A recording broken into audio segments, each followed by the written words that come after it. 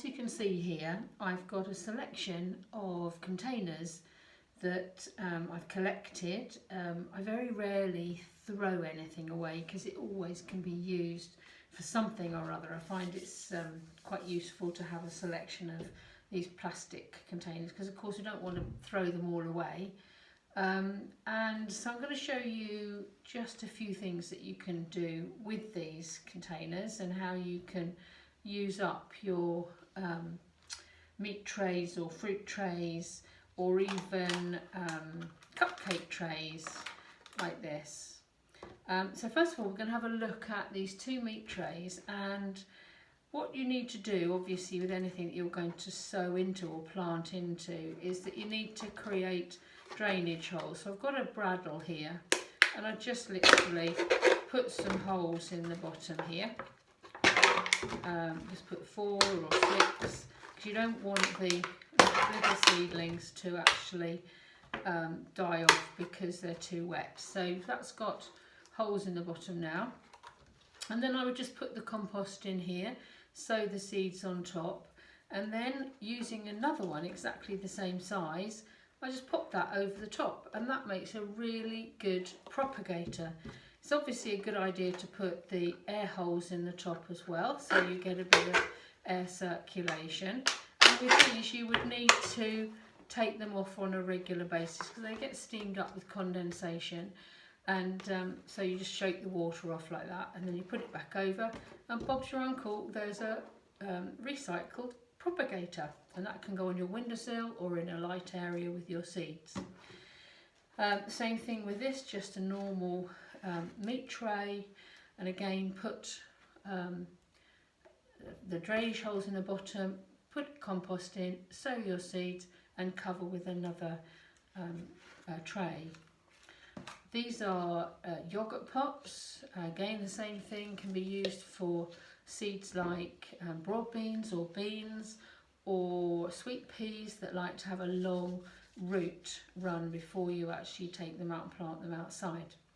So that's yogurt pots. And then these are, I've had these for years and years now, I don't know, about 10 years, and these were originally soup pots for these big soups that you can get. And I drilled, using Jeff's drill, I drilled 3 holes in the bottom, and these are fantastic because they actually retain the warmth of the sun in them, and actually seeds grow incredibly well in these pots. But as I say, they're very durable. I've had them for years. Also, if you've got plastic pots, then they can be used for years and years and years if you take care of them. I'm not too careful about washing them all out and all that sort of thing. I don't really do that very often. Some people say that you need to do that, but I don't do it very often. I've not really suffered. And these can be just used year on year on. So if you, for example, have got a meat tray like that, then you need to put them into a little container. You can do that with 6 of these square ones. I've got lots of different sorts in the shed that I use for different stages of planting. So look around at home and see what you've got, and you'll be sure to find something.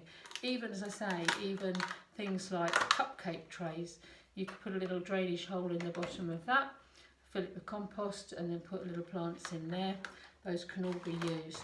Toilet rolls, I always collect toilet rolls, or rather the holders of them, the middle, the centres, and those make brilliant deep root trained seeds again, so sweet peas or broad beans. And again, I tend to put them inside a plastic tray like this. You can't really they need to go in quite quickly. They rot away fairly swiftly, so don't leave the seeds and the plants in these too long. So egg boxes as well, you can use egg boxes, fill those with compost, put little seeds in, or little plants, baby plants, and of course putting those straight into the ground, they will rot away.